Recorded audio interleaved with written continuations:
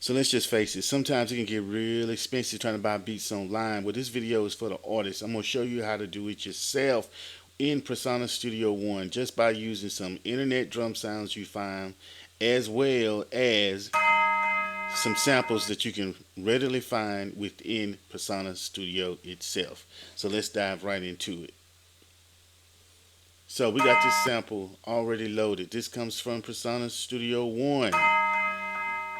So now I'm just speeding up the tempo.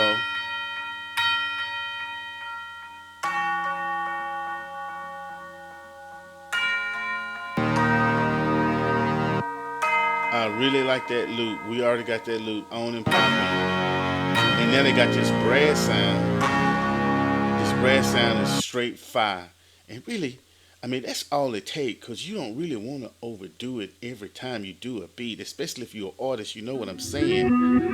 Leave some room, leave some room. I tried out one more sound, but the sound ain't working. So we're going to have to get rid of it. It's not going with the original melody. It's in the same key, it just don't go. But then, sometimes when you're starting out, it's trial and error, you know. And I say this is for artists, but this is a good one for beat makers too. So right now I'm looking for some drum sounds because I think I'm just done with the melody. You know what I'm saying? But there's several things you can do to beef up this melody. But if you're beginning, man, you just need to figure out something. You know what I'm saying? You don't need to get all complicated with your beats. Just make a beat that you can rap over and listen to it and have fun.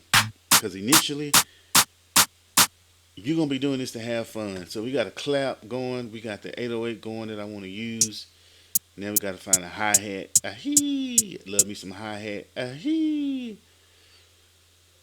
Okay, so what do we got now? I'm drawing out the actual blocks where I can add the sounds. And need I remind you, I'm doing all of this without, any type of MIDI controller or keyboard. I'm just using my mouse. Same as you would do with FL Studio, except I feel like Persona Studio One is a little bit more recorder friendly, especially if you old school trying to do this. All right, so what we're doing now is bringing up the editor window. Sometimes I do it in the keyboard way, and sometimes I do it in the drum pattern. There's really no wrong or right reason. It just depends on kind of how you feel like doing it. You know what I'm saying? All right, so we duplicating that out. If you want to duplicate out in Persona Studio One, it's so easy. It's so easy. You just hit D. Ain't none of that control. Just hit that D.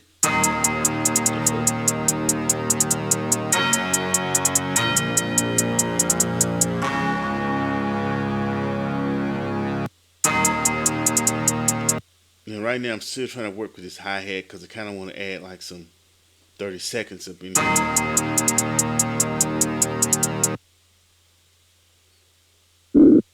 Just experiment, you know what I'm saying? You just gotta experiment. There's hardly any rules when it comes to making music. Just make it sound good. That's really the only rule that it is.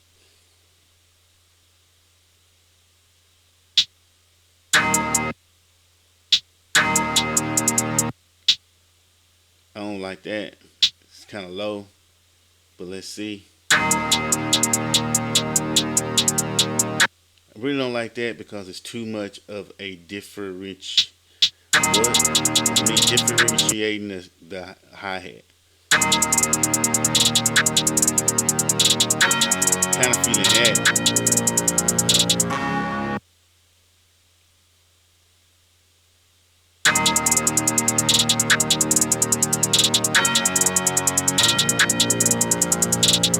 That's a pattern I don't really use that much. So if at all, maybe the first time I ever used that pattern. So now's the time.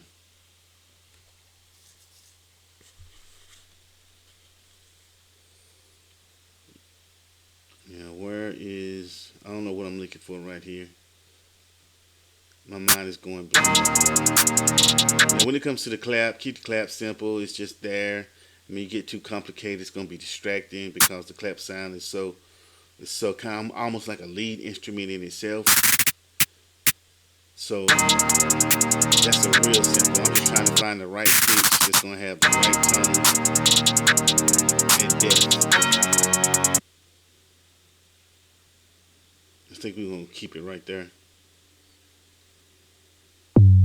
Now, now when you're doing the 808, now I know this is in like I forgot what key it's in, but that 808 you got to get right. Don't try to get too complicated with it. Just get the right note. I mean, just do what I'm doing. Just kind of feel it out.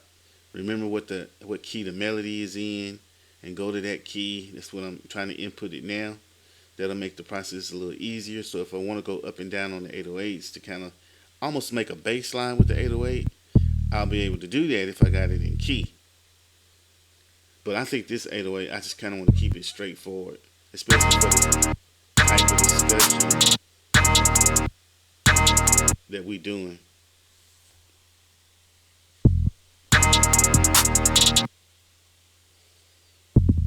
I already have like a pattern in my head, just got to get it right. It's kind of overlapping. I don't want it to overlap. I'm going to chop that.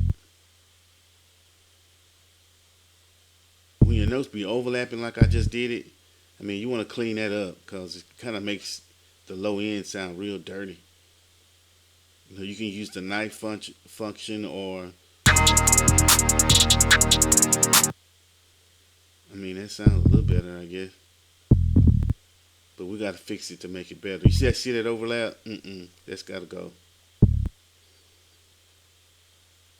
All it's going to do is muddy it up. Bring that back to the key. That sounds much better. Probably could still do some work with it, but it sounds a lot better than it did, at least in my opinion. You know what I'm saying? I keep.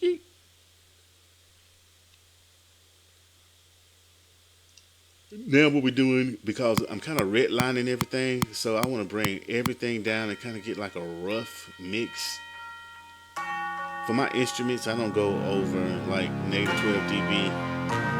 The drums, I'll bring up to a -6, because I feel like that's what sounds kind of like the best to me. Or it's just the easy kind of like predetermined template for leveling the volumes, especially when you're not even in the mixing stage. Now, don't that sound so much better? So let's duplicate this on out like a G. And now we're fixing to start breaking up the melody, breaking up the verses and the chorus a little bit.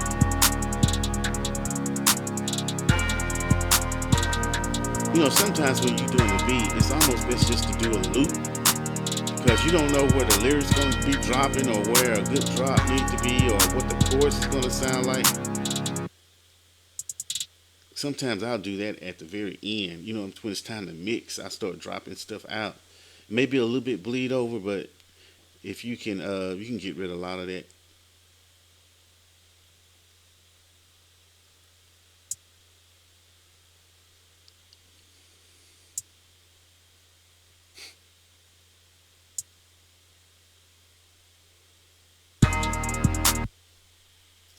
Now I don't want those triplets throughout the whole song, so and that's a straight loop. So now you got to kind of think of how you're gonna break that up so it just don't get so redundant. And what I did was I duplicated the hi-hat track, and we're gonna slow that whole down a little bit.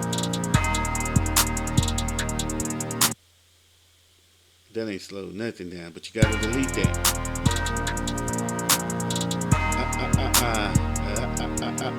Hey, see that changed it to all up. It's almost like you don't even notice that loop is just looping, because that hi-hat is like a transition.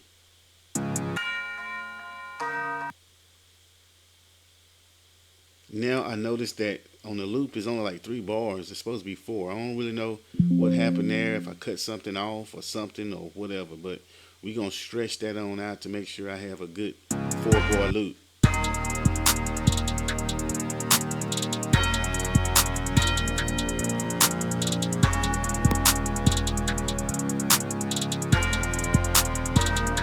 I could almost do like a Jeezy rapping over this. On the trap, in the trap, never seen it. And I ain't never in the place where I'm being in. I don't know what that means. I'm just figuring it out. Like,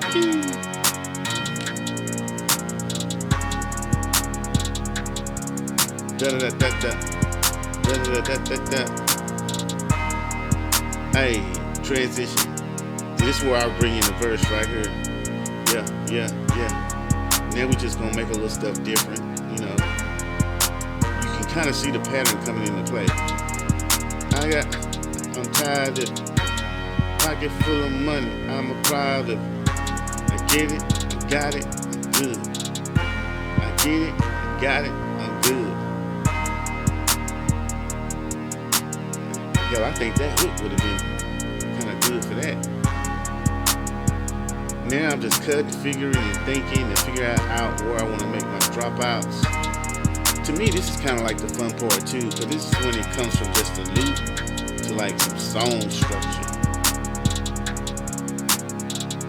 Now, essentially, it's kind of just going to be a longer loop, but the pattern is so far in between, most people won't even realize it's a loop, because the longer you make the loop, the less likely it is to sound like a loop, especially if you're switching up to drums in between.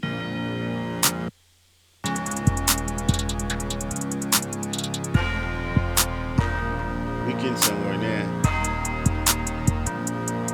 Then we add some little dropouts.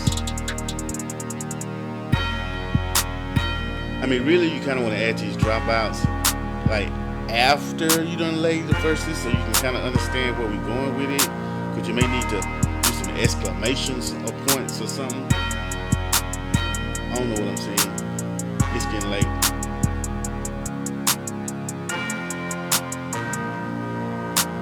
Alright, let's duplicate that out. I done tried and I done lied. Alright guys, I think we just about ready to wrap this out. We got a decent little old beat. Y'all let me know what you think about this in the comments. As you can see, it really didn't take that long to do. So if you're an artist and you want a beat but you can't afford to pay nobody and you're starting off, you know, this is an option. But I'm gonna tell you this, as an artist, you may want to just pay somebody initially to make sure that you even want to continue to do it. You can make beats like this, but otherwise, just pay somebody and just be an artist. This your boy. Peace.